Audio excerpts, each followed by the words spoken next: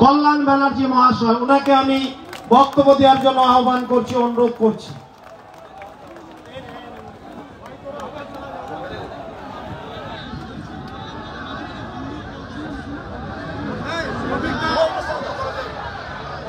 নমস্কার। পশ্চিমবঙ্গ সংখ্যালঘু তৃণমূল কংগ্রেস সেলের উদ্যোগে আজকের এই প্রতিবাদ সভা, যে ওয়াকফ অ্যামেন্ডমেন্ট বিল 2024 নিয়ে আসা হয়েছে তারই বিরুদ্ধে প্রতিবাদ সভা। মমতা বন্দ্যোপাধ্যায়ের নির্দেশে আজকে এই সভা উদ্যোগ নিয়েছে মুশারফ, ফিরোজ হাকিম, তিনিও একটু পরে এসে পৌঁছবেন। মঞ্চে উপস্থিত রয়েছে আমাদের সাংসদ নাদিম, আছে সংসদ, আছে খলিলুর রহমান, আছে আমাদের জাভেদ ভাই, আছে অন্যান্য, এবং সর্বোপরি কাছাকাছি 3-4-5টা জেলার থেকে যে সবাই মিলে আপনারা সমাগম হয়েছেন মাত্র দুদিনের নোটিশে, আমি আপনাদের কাছে নতজানু হয়ে আমি আপনাদের কাছে প্রণাম জানাই। এবং আজকের এই ভিড় প্রমাণ করে দিয়েছে কলকাতার বুকে যে জেপিসি ক্যান্সেল করেছিল মোদী সরকার, যেখানে বাংলার মানুষের গলার স্বরকে বন্ধ করতে চায়, তারই বিরুদ্ধে মাত্র অল্প সময়ে এই বিল।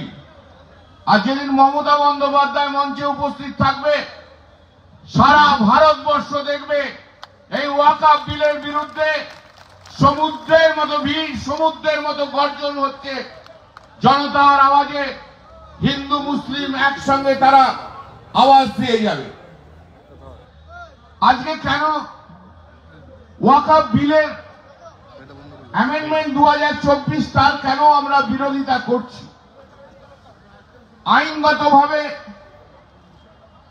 ধর্মীয়ভাবে, সামাজিকভাবে কেন আমরা বিরোধিতা করছি তার কয়েকটা কারণ আমি আপনাদের কাছে বলে যাব। এই বিলের সবগুলো কারণ বলতে গেলে আমার 2-2.5 ঘন্টা লেগে যাবে, সে তো সম্ভব নয়। তবু কয়েকটা জায়গা, যেগুলো ইম্পর্টেন্ট জায়গা, আমি আপনাদের কাছে বলে যাব। প্রথমত হচ্ছে, আপনারা নিঃসন্দেহে সব ওয়াকফের ইতিহাস জানেন, সেগুলো নিয়ে আমার বলার বক্তব্য কিছু নেই। ব্রিটিশ আমলের প্রথম দিক থেকেই ওয়াকফ নিয়ে বিভিন্ন রকম আইন তৈরি হয়েছিল। স্বাধীনতার আগে ফেডারেল স্টেট, যারা ফেডারেল স্টেট না, সেখানে বেঙ্গল বলুন, উত্তরপ্রদেশ বলুন, বিহার বলুন, যে যার নিজস্ব একটা করে আইন ছিল। কিন্তু 1954 সালে সেন্ট্রাল ল নিয়ে আসা হয়েছিল। পরবর্তীকালে তার অ্যামেন্ডমেন্ট হয়েছে, অনেক অ্যামেন্ডমেন্ট। 1995 সালে একটা আইন নিয়ে আসা হয়েছিল, সেই আইনটাই একদিন ধরে চলছিল, যে আইনের মধ্যে দিয়ে মুসলিম ধর্মের মানুষদের অধিকার দেওয়া হয়েছিল রিলিজিয়াস ফেথ, ওয়াকফ প্রপার্টি কি করে মেনটেন করা হবে, সেই সম্পূর্ণটা মুসলিম সম্প্রদায়ের মানুষের মধ্যে দিয়েছিল। কিন্তু আজকের যে আইন নিয়ে আসা হয়েছে, এরপর সার্চার কমিশন হয়েছে, আগে জেপিসি হয়েছে, 2013-তে তাদের ভিত্তিতে অ্যামেন্ডমেন্ট হয়েছে। কিন্তু আজকে 2024-এ যে অ্যামেন্ডমেন্ট নিয়ে আসা হয়েছে, সেই অ্যামেন্ডমেন্ট ওয়াকফ বিল, যেটা 1995 যার অ্যামেন্ডমেন্ট নিয়ে আসা হয়েছে, তার খোল নকশাটাই পাল্টে দেওয়ার একটা চেষ্টা করা হচ্ছে। 1995 সালের ওয়াকফ আইন অনুযায়ী ওয়াকফ board, central council, state council, স্টেটের আইন, রেগুলেশন, রুলস, এগুলো ক্ষমতা ছিল। আজ সেই ক্ষমতাগুলোকে কেড়ে নিয়ে কেন্দ্রীভূত করা হচ্ছে কেন্দ্রীয় সরকারের কাছে। আমি সেই জায়গায় আপনাদের কাছে আজকে হাইলাইট করব, এই ভারতবর্ষের সংবিধান, যে ভারতবর্ষের সংবিধানের প্রিয়াম্বলে বলে, we the people of India having solemnly resolved to constitute India into a sovereign, socialist, secular democratic republic and to secure to all its citizens. Bharatvarsha হচ্ছে সিকিউরিয়ার কান্ট্রি। ভারতবর্ষ হচ্ছে এমন এক দেশ যে দেশে সবাইকার অধিকার, হিন্দুর অধিকার, মুসলিমের অধিকার, অন্যান্য ধর্মের অধিকারের মানুষের সমানভাবে ক্ষমতা রয়েছে। এই প্রসঙ্গে নিঃসন্দেহে বলতে হবে, ভারতবর্ষ একমাত্র দেশ যে দেশের সংবিধানে সিকিউরিয়ার কথাটা উল্লেখ করা রয়েছে। প্রশ্ন আজ তাই এমন কোন বিল, এমন কোন আইন, এমন কোন কাজ করা যায় কি যে কাজের জন্য ভারতবর্ষের সিকিউরিয়ার ক্যারেক্টারটাকে কেন্দ্রীয় সরকার, মোদী সরকার নষ্ট করে দিতে পারে কিনা? আমাদের লড়াই কিন্তু সেই জায়গায়, আমাদের বক্তব্য সেই জায়গায় যে ভারতবর্ষে ধর্ম যারা ধর্ম সংখ্যালঘু রয়েছে তাদেরও অধিকার রয়েছে। এই সিকিউরিয়ার দেশে কোনো ভেদাভেদ করা যায় না। এই সিকিউরিয়ার দেশে সংখ্যালঘু মানুষের অধিকারকে কেড়ে নেওয়া যায় না। এই সিকিউরিয়ার কান্ট্রি বাংলাদেশে বা পাকিস্তানে আপনি পাবেন না, বা আপনি ইরাকে যান, ইরানে যান, কিংবা আপনি যেখানেই যান, তাদের সংবিধানের মধ্যে আপনি সিকিউরিয়ার কথাটা খুঁজে পাবেন না। কিন্তু ভারতবর্ষ এমন এক দেশ যে ভারতবর্ষের সংবিধান, তাকে দেখতে হলে সিকিউরিয়ার, ভারতবর্ষের আইন, ভারতবর্ষের মানসিকতা, ভারতবর্ষের মানুষ সংবিধানকে মেনে চলবে। প্রিয়াম্বলটা কি? প্রিয়াম্বল অফ দি কনস্টিটিউশন হচ্ছে সংবিধানের চোখ। ভারত সংবিধানটা কি যদি বুঝতে হয়, মাথার চুল থেকে পায়ের নখ পর্যন্ত যদি সংবিধানকে জানতে হয়, যে চোখ দিয়ে দেখতে হবে, সেই চোখটাই হচ্ছে প্রিয়াম্বল অফ দি কনস্টিটিউশন। কনস্টিটিউশনের প্রিয়াম্বল। চোখকে বন্ধ করে, অন্ধ হয়ে কখনো কোনো জিনিস দেখা যায় না। আজ যদি মোদীজি আপনি অন্ধ হয়ে গেছেন, ভারতবর্ষের সংবিধানকে আপনি সম্মান দেন না, ভারতবর্ষের সংবিধানকে বোঝার মতো ক্ষমতা আপনার নেই। ওয়াকআপটা কি? হোয়াট ইজ ওয়াকআপ? এই প্রশ্ন আপনারা যারা এরা ওয়াকআপ করেছেন তারা অনেক জানে, কিন্তু যারা ওয়াকআপ সম্বন্ধে যারা ধারণা নেই তাদেরকে তো জানতে হবে হোয়াট ইজ ওয়াকআপ। ওয়াকআপ মানে হচ্ছে dedication of the property to Allah. আমি আমার সম্পত্তি আমি আল্লাহকে ডেডিকেট করলাম। আমি যে মুহূর্তে ডেডিকেট করে দিলাম, সেই সম্পত্তির মালিক আমি নই, সম্পত্তির মালিক হচ্ছে আল্লাহ। আর আইন কি বলছে? আইন একটা সিস্টেম তৈরি করে দিয়েছে। সেই সিস্টেমের মধ্যে, মেকানিজমের মধ্যে দিয়ে এই আল্লাহর সম্পত্তিকে যারা রয়েছেন, সে মুতুয়ালি বলুন, ওয়াকআপ বোর্ড বলুন, ওয়াকআপ কাউন্সিল বলুন, এবং সমস্ত ধর্মীয় মুসলিম, তারা দায়িত্ববদ্ধ ওয়াকআপ প্রপার্টি, আল্লাহর সম্পত্তিকে তাকে ঠিক মতো মেনটেন করা।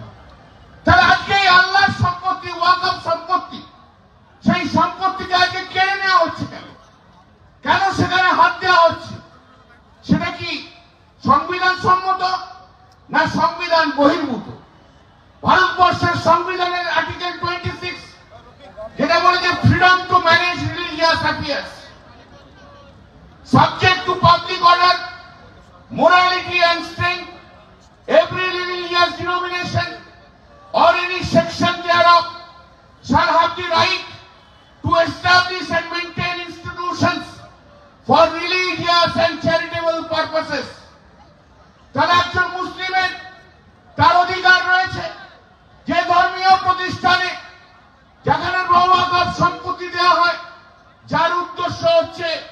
রিলিজিয়াস এবং চ্যারিটেবল পারপাস এবং সোশ্যাল পারপাস, ব্যক্তিগত নয়, সেই পারপাস যখন রয়েছে, তাহলে আমার মানে মুসলিমের যদি সেই সম্পত্তি যে আঘাত দেওয়া হয়, সেই রিলিজিয়াস ফেথকে যদি কোন ডাইরেক্টলি আর ইনডাইরেক্টলি যদি আঘাত করা হয়, তাহলে সেই চিন্তা ভাবনা, সেই বিল, সেই আইন ভারতবর্ষের সংবিধানের 26 নম্বর ধারার ভায়োলেট করে। Article 26 is violated.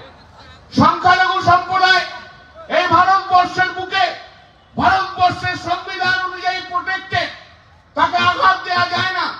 আমি হিন্দু হলেও আমার যদি মন্দির থাকে, আমার যদি জায়গা থাকে, আমার যদি ধর্মীয় আবেগ থাকে, সেই আবেগকেও যেমন কেউ আঘাত দিতে পারে না আর্টিকেল 26 অনুযায়ী, তেমনি একটি মুসলিম সম্প্রদায়ের মানুষ তার ধর্মের আবেগকে নষ্ট করা যায় না, কোন আবেগকে নষ্ট করা যায় না।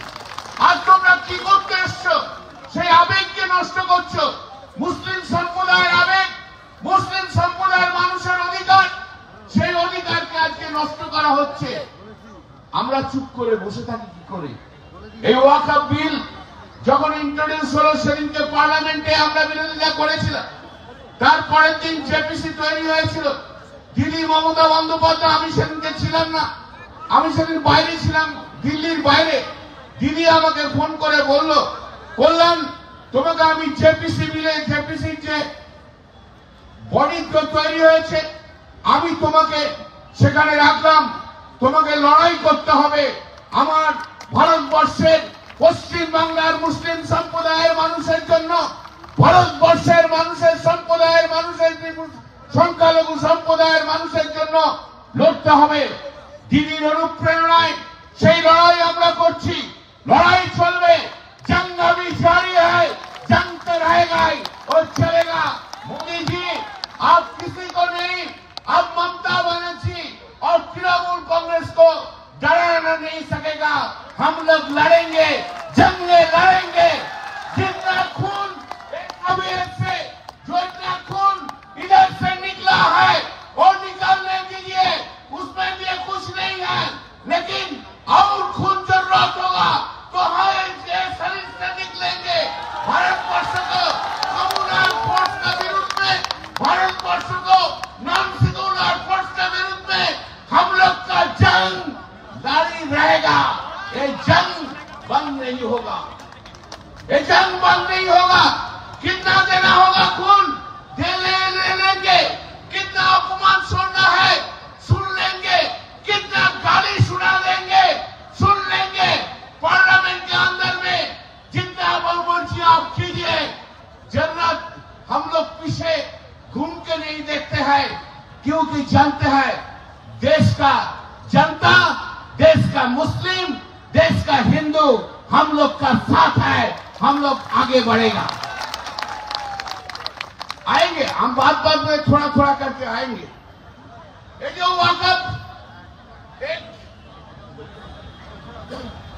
वाकफ अमेंडमेंट बिल है, वो वाकफ अमेंडमेंट बिल का डेफिनेशन चेंज किया है, उसको लिए हम लोग का ऑब्जेक्शन दिया है। কেন হবে?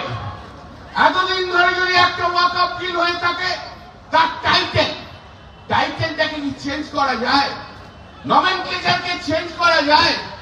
তুমি কিসের জন্য নমেনক্লেচার চেঞ্জ করে দেবে? ওয়াকফ বিল সমস্ত দিককে কভার করে। সেখানে ওয়াকফে আজকে যে ইউনিফাইড ওয়াকফ ম্যানেজমেন্ট, এম্পাওয়ারমেন্ট, এফিসিয়েন্সি এত সব কথা বলছো, কোথায় গেল সেই এফিসিয়েন্সি? কোথায় কম হয়েছে? যদি কমতি হয়ে থাকে, আমি একটা কথা প্রায় বলি, জানেন তো, সেই ভারতবর্ষের পার্লামেন্টে দাঁড়িয়ে দাঁড়িয়ে আমি বলি, এই ভারতবর্ষের আইনের কোনো কম নেই। ভারতবর্ষে আইন কোনো কম আইন নেই, প্রচুর আইন আছে। গলতটা কোথায়?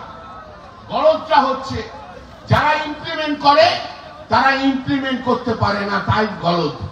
যদি কেন্দ্রীয় সরকার ঠিক মতো 1995 সালের আইনকে ঠিক মতো ইমপ্লিমেন্ট না করাতে পারে, যদি কেন্দ্রীয় সরকার আজ তাদের বিজেপি যেখানে সরকার রয়েছে সে উত্তরপ্রদেশ বলুন, সে বিহার বলুন, সে মহারাষ্ট্র বলুন, সেখানে যদি তারা আইনকে প্রয়োগ না করে থাকতে পারে, তার জন্য মুসলিম সম্প্রদায়ের দোষ নয়, দোষ হচ্ছে কেন্দ্রীয় সরকারের দোষ।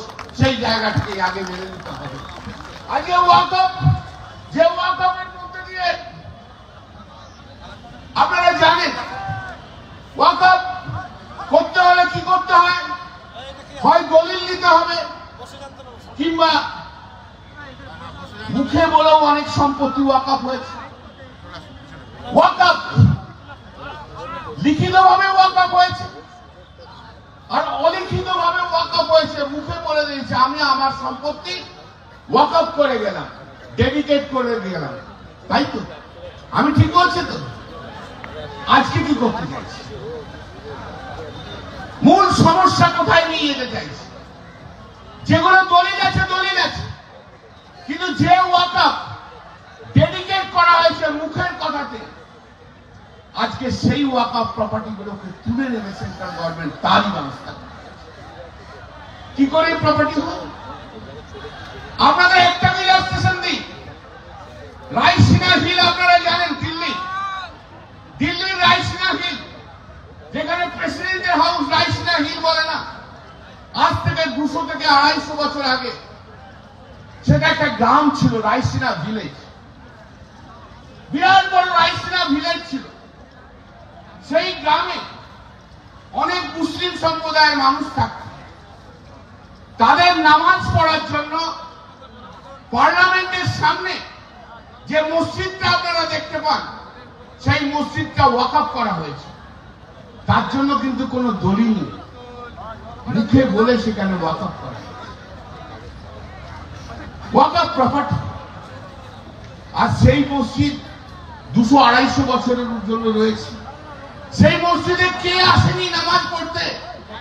স্বাধীনতার আগে ভুট্টা থেকে আরম্ভ করে, ফখরুদ্দিন আলী আহমেদ থেকে আরম্ভ করে, আবুল কালাম থেকে আরম্ভ করে, ভারতবর্ষের বিশিষ্ট মুসলিম থেকে আরম্ভ করে, বিদেশ থেকে যারা এসছে তাদের থেকে আরম্ভ করে, আর সেই মসজিদে নামাজ পড়তো। আর যদি আপনি সেখানে কাগজ না দেখাতে পারেন, তাহলে কি আর ওয়াকফ প্রপার্টি থাকবে না? কেড়ে নেবে। আমি আমার ছোটবেলায়, আমার মনে আছে, আমার ছোটবেলা থেকে যখন একটু বড় হয়েছি, আমি তো বিভিন্ন জায়গায় ট্রান্সফারেবল ছিল আমার বাবার চাকরি, সে হরিপাল বলুন, পান্ডুয়া বলুন, আমি গেছি, পড়াশোনা করেছি। তো দরগা দেখা যায়, দরগা ছোট ছোট ছোট ছোট ছোট ছোট দরগা। আজ থেকে 30 বছর আগেও অনেক মসজিদ ছিল না, কিন্তু দরগা ছিল। সেই দরগাতে সন্ধ্যাবেলায় মা যখন ঠাকুর ঘরে প্রদীপ জ্বালাতো, আর আমার ঠাকুমা বলতো যা একটা মোমবাতি দরগায় যে পীর বাবার জন্য দিয়ায়, ওনার কাছেও প্রার্থনা চাইতে হয়, সেই দরগার সম্পত্তি। এই তো সিকিউরিটি, ছোট থেকে বড় হয়েছে এইভাবে। আজকে সেই চিন্তা ভাবনা থেকে সরে যাবো কি করে?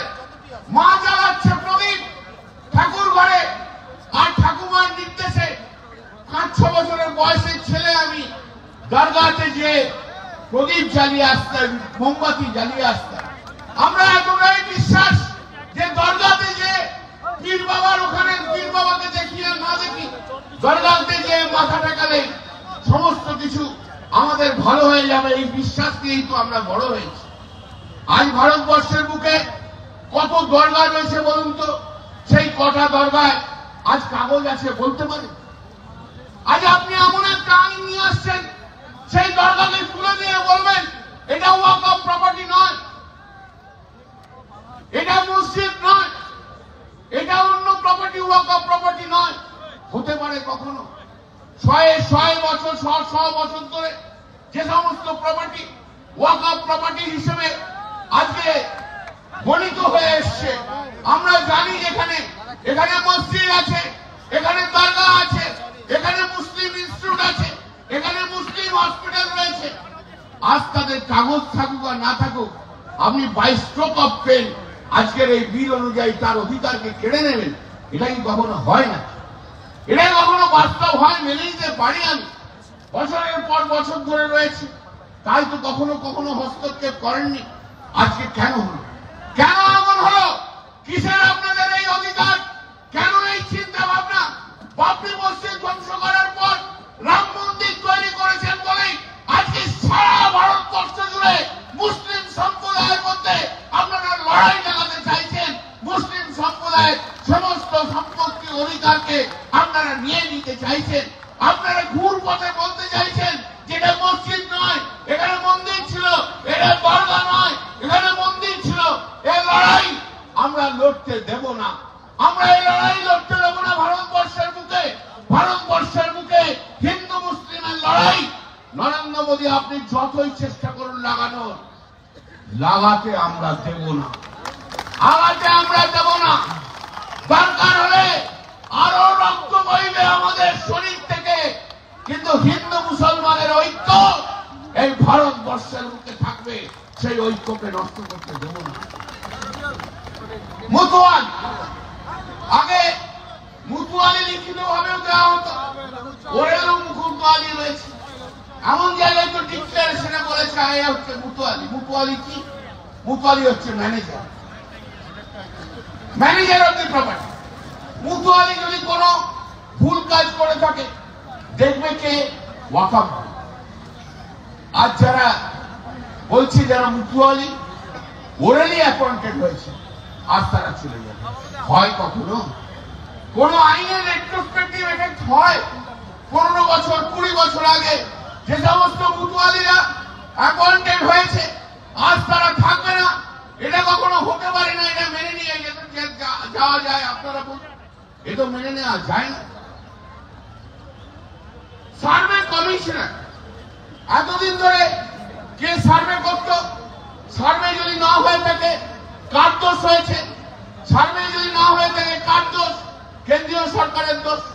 সার্ভে কমিশন, জেলায় জেলায় একটা সার্ভে কমিশনার রয়েছে, তার সার্ভে করাটাই কাজ। সেই সার্ভে কমিশনারটাকে সরিয়ে দিয়ে সেখানে কালেক্টরকে নিয়ে এসেছে। কালেক্টর কি মাঠে গিয়ে সার্ভে করবে? চল বাবু চল, এই মাঠে যাই একটু সার্ভে করি, চল ওই মাঠে যাই একটু সার্ভে করি, করবে? কালেক্টর জীবনে কোনোদিন গ্রামের রাস্তায় যে যায় না, সে সার্ভে করবে করতে। কালেক্টর নিয়ে আমার অনেক কিছু বলার আছে, আমি বলবো আপনার।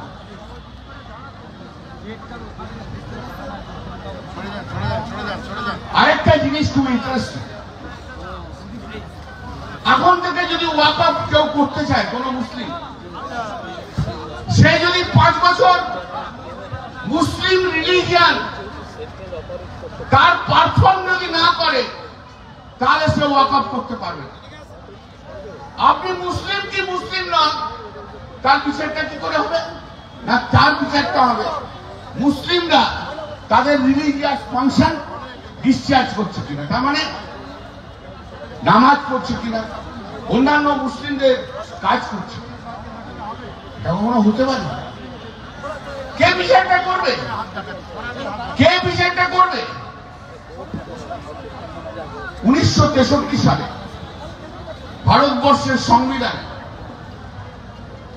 ভারতবর্ষের সুপ্রিম কোর্ট 5 জন কনস্টিটিউশন বেঞ্চে দুটো জিনিস ডিসাইড করেছিল।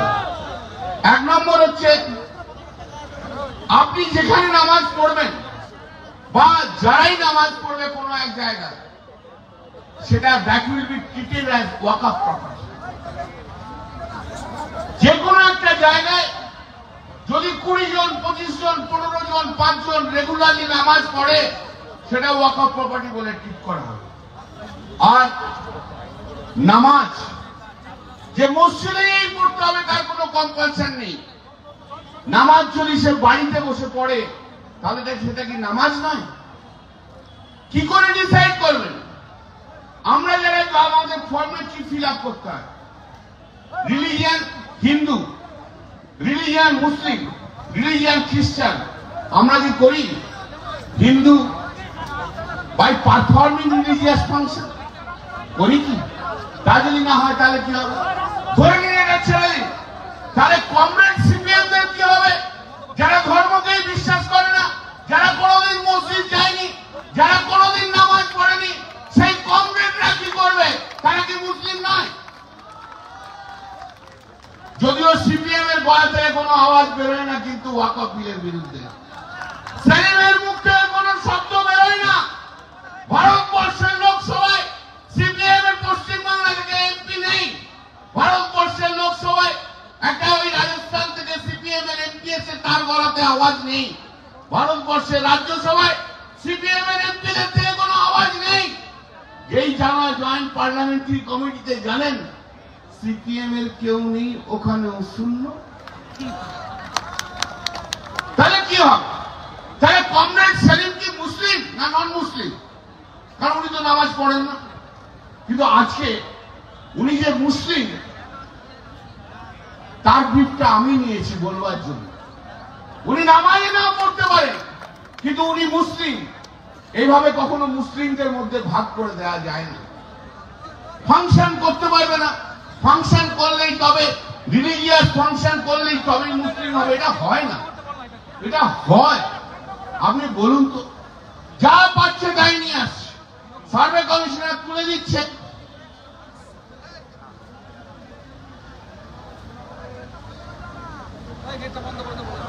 একটা প্রভিশন করেছে, no person shall create a work unless he is the lawful owner of the property and competent to transfer.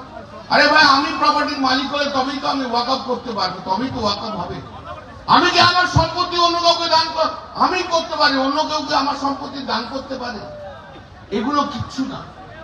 মুসলিম সমাজের মানুষদের বিরুদ্ধে একটা অভিযোগ আনার জন্য এইসব প্রক্রিয়া করা হচ্ছে, তাদের বদনাম করার জন্য এই সমস্ত আইন করে নিয়ে আসা হয়েছে। রেজিস্ট্রি করতে হবে ওয়াকফ প্রপার্টি, ওদের বক্তব্য রেজিস্ট্রি হয়নি।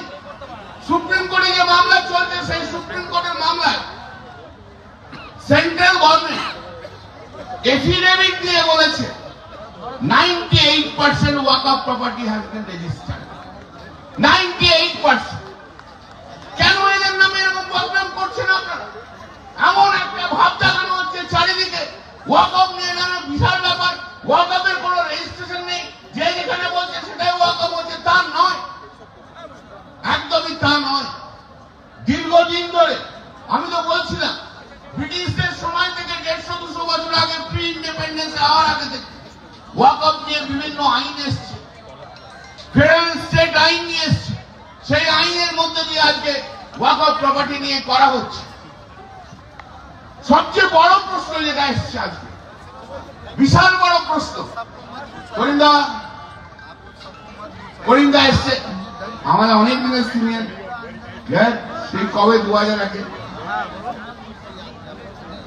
সবচেয়ে বড় প্রশ্ন এসছে, যদি কালেক্টর মনে করে এটা গভর্নমেন্ট প্রপার্টি, তাহলেই কিন্তু সেটা গভর্নমেন্ট প্রপার্টি হয়ে যাবে,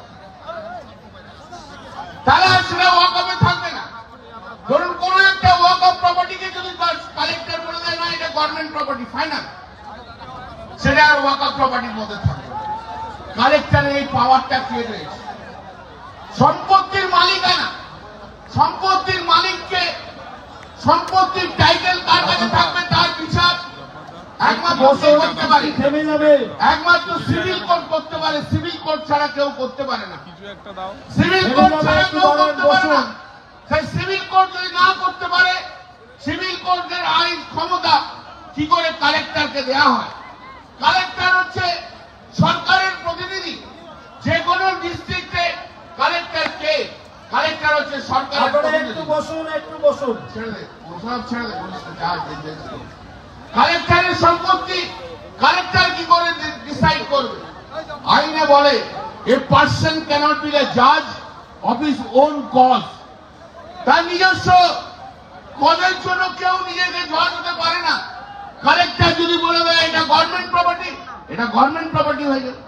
তারপর আপনি সুপ্রিম কোর্ট পর্যন্ত মামলা করুন না কেন, ওয়াকফ প্রপার্টি চলে যাবে, গভর্নমেন্ট প্রপার্টি হয়ে যাবে। এটা হয় না। আইনের অনেক অধিকার রয়েছে, বিভিন্ন জায়গায় রয়েছে। একটু বসুন, আমি খুব গুরুত্বপূর্ণ দু একটা কথা বলে দিই, একটু শর্টকাট করেই আমি বলে দিচ্ছি। সবচেয়ে বড় কথা হচ্ছে সেন্ট্রাল কাউন্সিল। সেন্ট্রাল কাউন্সিল যেটা তৈরি করা হয়েছে, সেখানে 20 জন মেম্বার থাকবে। কারা থাকবে? Union minister in charge of ওয়াকফ, সে কি মুসলিম? আজকে কিরণ রিজ্জু মুসলিম? মুসলিম নয়, তাহলে non Muslim will be chairman. তারপর দেখুন 3টে মেম্বার অফ পার্লামেন্ট থাকবে, বলেনি 3 members of parliament belongs to Muslim, সেটাও থাকছে না। তারপর থাকছে সেন্ট্রাল গভর্নমেন্ট থেকে মুসলিম যাদের হবে 3% to represent Muslim organization having all India character. 3 জন মুসলিম হলে 3% to Muslim organization having all India chairperson of 3 votes by rotation, মানে একজন হবে রোটেশনে হচ্ছে, তাহলে 3 আর 1 4 মুসলিম। 1% to represent the Mutwalis of the above having a gross annual income of 5 lakhs, এটাও একজন মুতওয়ালি। সবসময় কিন্তু মুসলিমই হয় না, মুতওয়ালি কিন্তু হিন্দুও হয়। হিন্দু মুতওয়ালি তো রয়েছে, তাহলে আমি ধরে নিলাম মুসলিম, তাহলে কতজন হলো? 5 জন। 2% who have been judges of the Supreme Court or High Court, সেখানে মুসলিম হওয়ার কথা বলেন। 4% of national eminence one is from the fields of administration or management, সেখানেও মুসলিমদের কথা বলেনি। আমি তো অনেক হিন্দুকে জানি, আমি স্পেশালি 2টি হিন্দু মহিলাকে জানি যারা মুসলিম ল নিয়ে তারা ডক্টরেট করছে বিভিন্ন সাবজেক্ট, তাহলে তাও নয়। এর মধ্যে কি বলল? কিরণ রিজ্জু সবচেয়ে বড় মিথ্যে কথা বলেছে যে আমরা ভারতবর্ষের মুসলিম মেয়েদের অনেক বেশি অধিকার দিয়েছি। আমার চ্যালেঞ্জ রইল, এই যে 4 জনের নাম বললাম আমি মুসলিম হতে হবে, তাদের মধ্যে 2 জনকে মুসলিম মহিলা হতে হবে। 2 জন মুসলিম মহিলা তো 1995 সালের আইনেও ছিল, তাহলে মুসলিমটা বাড়ালেন কোথায়? টোটাল 20 জনের মধ্যে এই যে কাউন্সিল, এই কাউন্সিলের 20 জনের মধ্যে মাত্র 5 জন হচ্ছে কম্পালসারিলি মুসলিম, 15 জন হবে না। 15 জন হবে না। এখানে আবার একটা আইনে বলে দিয়েছে যে provided that 2 non-Muslims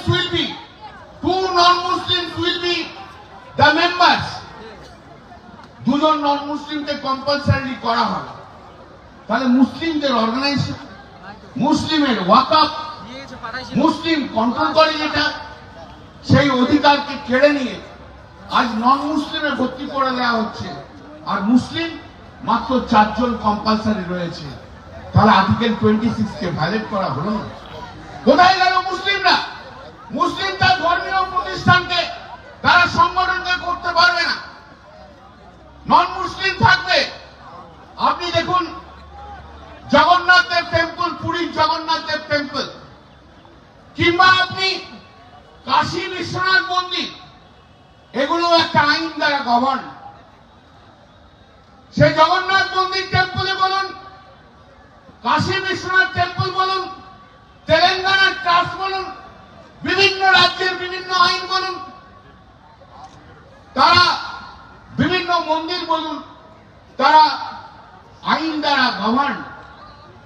কিন্তু সেই আইনে কি বলা আছে? সে জগন্নাথ দেব টেম্পলই বলুন, কাশী বিশ্বনাথ মন্দির বলুন, সেখানে কিন্তু বলা আছে non-Hindus will not be allowed to be the member in the board. তাহলে জগন্নাথ টেম্পলের ক্ষেত্রে হিন্দু ছাড়া আর কেউ হতে পারবে না, কাশী বিশ্বনাথ টেম্পলে হিন্দু ছাড়া আর কেউ হতে পারবে না, অথচ ওয়াকফ কাউন্সিলে মুসলিমরা বাদ যাবে। এটা কি ডিসক্রিমিনেশন নেই? এটা কি আর্টিকেল 14 ভায়োলেট হয়নি? কেন হবে? কেন সেই জায়গা হবে? আর্টিকেল 26 কে ভায়োলেট কেন করা হচ্ছে? তাই তো প্রশ্ন থেকে যাচ্ছে আজকে, কেন হবে? কেন মুসলিমদের এইভাবে বঞ্চনা করা হবে? বলছে যে ইট ইজ এ সিকিউরিয়ার ক্যারেক্টার। মেনে নিচ্ছি আমি যে ওয়াকফ বোর্ড যদি সিকিউরিয়ার হয়, তাহলে পুরীর জগন্নাথ মন্দির আর কাশীর বিশ্বনাথ মন্দির তো সিকিউরিয়ার, সেটাও তো আইন দিয়ে তৈরি। তাই যদি হয়ে থাকে, সেটাই যদি সিকিউরিয়ার যদি ধারণা থাকে, আমার কোনো আপত্তি নেই মেনে নিতে।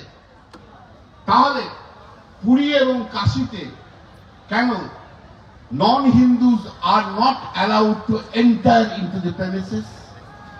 কেন হবে? কেন? তফাৎ তো হতে পারে না, ভারতবর্ষের আইন তো হতে পারে না, অধিকার মুসলিমদের অধিকার কেড়ে নেওয়া তো যেতে পারে না। তাই জন্য আজকে অনেক বেশি করে আমাদের এর প্রতিবাদ করতে হচ্ছে। অনেক কিছু রয়েছে, অনেক কিছু রয়েছে, এর মধ্যে থেকে আমার অনেক কিছু বলার ছিল, আমি তো বললাম। আমি কয়েকটা ইম্পর্টেন্ট জায়গা আপনাদের বলে দেবো। সেকশন 40 যে ওয়াকফ বোর্ড তৈরি হয়েছিল, যে ওয়াকফ বোর্ড আজকে রাজ্যে রাজ্যে ওয়াকফ বোর্ড রয়েছে, ওয়াকফ বোর্ড দেখে, সেই ওয়াকফ বোর্ডই ডিসাইড করে কোন জমিটা কার, তাদের ইনভেস্টিগেশন, তাদের এনকোয়ারি। আর সেই ওয়াকফ বোর্ডকে তুলে দিয়ে একটা পুতুল বানিয়ে দেওয়া হয়েছে, একদম পুতুল। ওয়াকফ বোর্ডকে একটা পুতুল বানিয়ে দেওয়া হয়েছে, দন্তবিহীন একটা পুতুল তৈরি করে দেওয়া হয়েছে। লাভটা কি হচ্ছে? সব কন্ট্রোল নিতে হবে কেন্দ্রীয় সরকার। রাজ্য সরকারের আগে অধিকার ছিল, যে রুল ফ্রেম করার অধিকার ছিল, আজকে সেই অধিকারকে কেড়ে নেওয়া হয়েছে, সেই রুলসের অধিকারকে কেড়ে নেওয়া হয়েছে। রাজ্য সরকার এখন আর রুলস তৈরি করতে পারবে না। কেন্দ্রীয় সরকার আজ তার অধিকার, কেন্দ্রীয় সরকার বিরোধী এসছে। থেমে গেছে, একটু বসুন বসুন।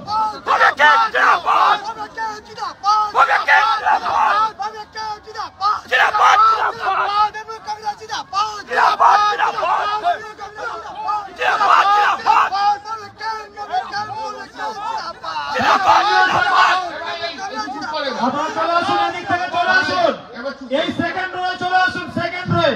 কেন্দ্রীয় সরকার টুপি টুপি সব সেকেন্ড রয়ে। কেন্দ্রীয় সরকার আজকে রাজ্য সরকারের অধিকারকে কেড়ে নিচ্ছে। তাহলে ফেডারেল ক্যারেক্টারটাকে নষ্ট করা হচ্ছে কিনা?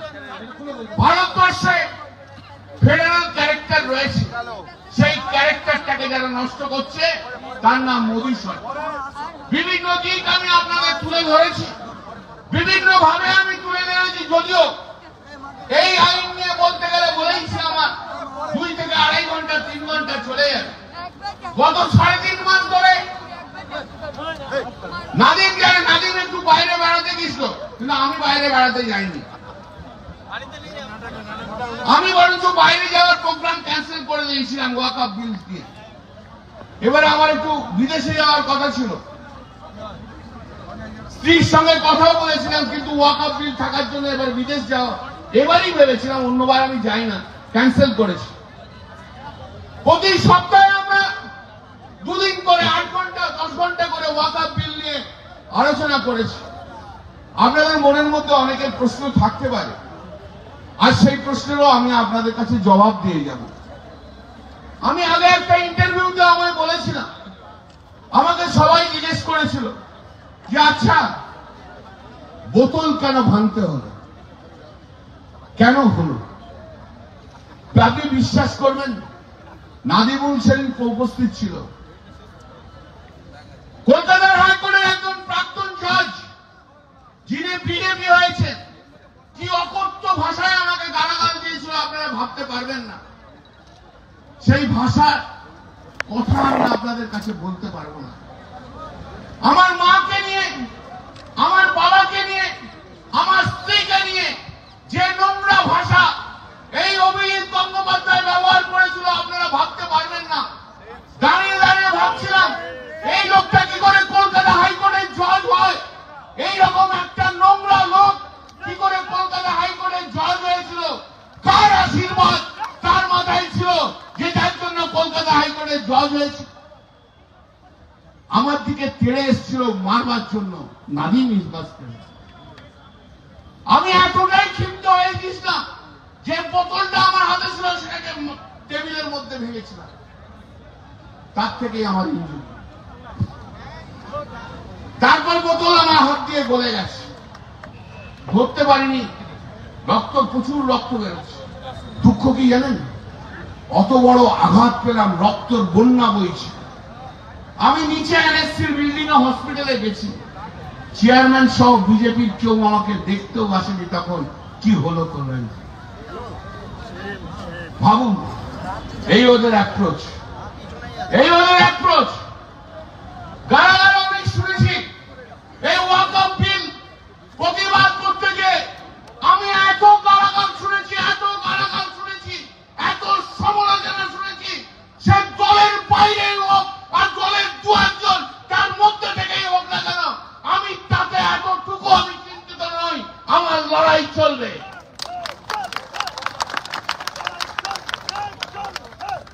हम तो पहले ही बोल दिया, जितना खून निकालना है निकल जाएंगे, लेकिन मेरा जंग, मेरा पार्टी का जंग, मेरा गिरी का जंग कम्युनल फोर्स,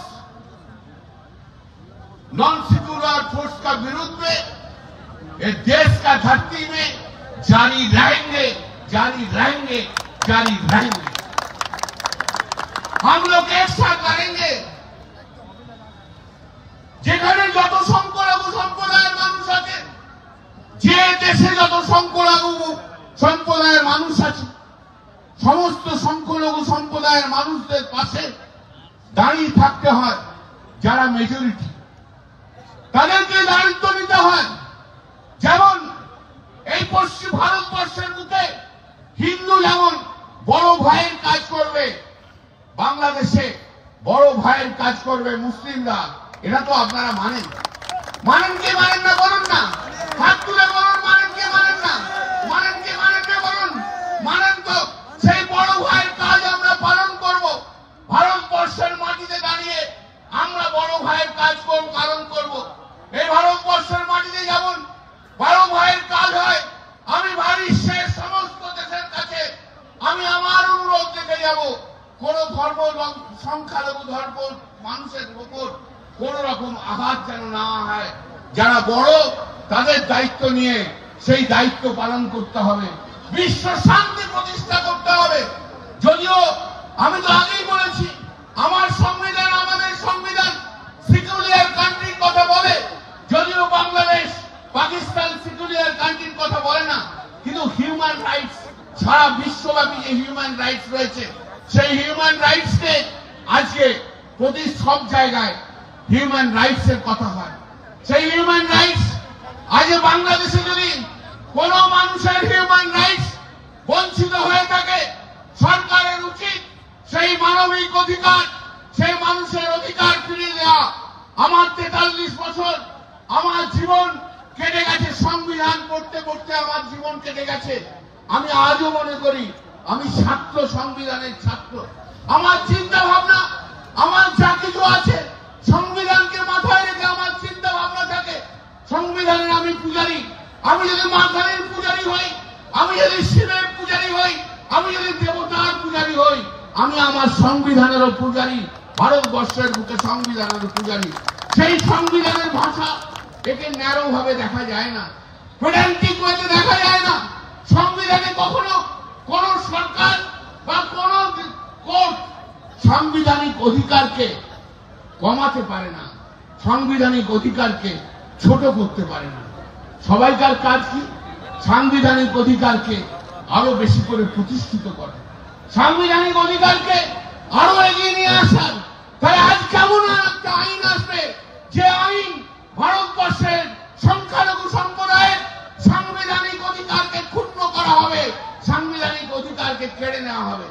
আপনারা যারা মহিলা আছেন, যারা মুসলিম মহিলা আছেন, তাদের কাছেও আমি বলে যাব, শুনে রাখুন, এই যে বিজেপি সরকার মিথ্যে কথা বলছে, এই বিজেপি সরকার বলেছে না আপনাদের মুসলিমদের মহিলাদের প্রতিনিধিত্ব বাড়িয়ে দেওয়া হবে। কিরণ রিজিজু যে কথা বলেছে, মিথ্যে কথা, মিথ্যে কথা, মিথ্যে কথা। আমি আপনাদের আইন থেকে পড়ে দেখিয়ে বলে দিলাম, কোন মুসলিম, কোন একজন মুসলিম মহিলার অধিকার তারা বাড়ায়নি। আমি ভাবতাম যদি হতো, যদি বলতো এই 20 জনের মধ্যে 6 জন মুসলিম মহিলা থাকবে, 10 জন মুসলিম মহিলা থাকবে, আমি গ্রহণ করে নিতাম এই বিল। ক্ষমতা থাকে কেন্দ্রীয় সরকার, আপনি বলুন না এই 20 জনের মধ্যে 10 জন মুসলিম মহিলা থাকবে, বলে দিন, মেনে নেব, বলুন মেনে নেব। ছোট্ট খানা মিথ্যে কথা বলে মুসলিম মেয়েদেরকে ভড়কানো হচ্ছে, ঠিক লজ্জা লাগা উচিত। তাই বক্তব্য দীর্ঘায়িত করবো না। বন্ধু ফিরোজ হাকিম, ভাই ফিরোজ হাকিম, কলিগ ফিরোজ হাকিম আজ এসে গেছে, বক্তব্য রাখবে। সারা পশ্চিমবাংলা জুড়ে ববি ঘুরে বেড়ায়, ববি কাজ করে, আমিও যাব। আমার কাছেও সারা ভারতবর্ষ জুড়ে অনেক জায়গা থেকে আমন্ত্রণ এসছে। পুজো গেছে, জেপিসি গেছে, তারপরে পার্লামেন্ট শেষ হয়েছে, এরপর নিঃসন্দেহে যাব। তো আমার সংখ্যালঘু ভাই, ভারতবর্ষের বুকে যত সংখ্যালঘু ভাই, তাদের পাশে দাঁড়াবো, তাদের বোঝাবো আইনটা কি আছে, নিঃসন্দেহ করব। দিদির পারমিশন নিয়ে, দিদিকে নিয়ে, দিদির পারমিশন নিয়ে করব।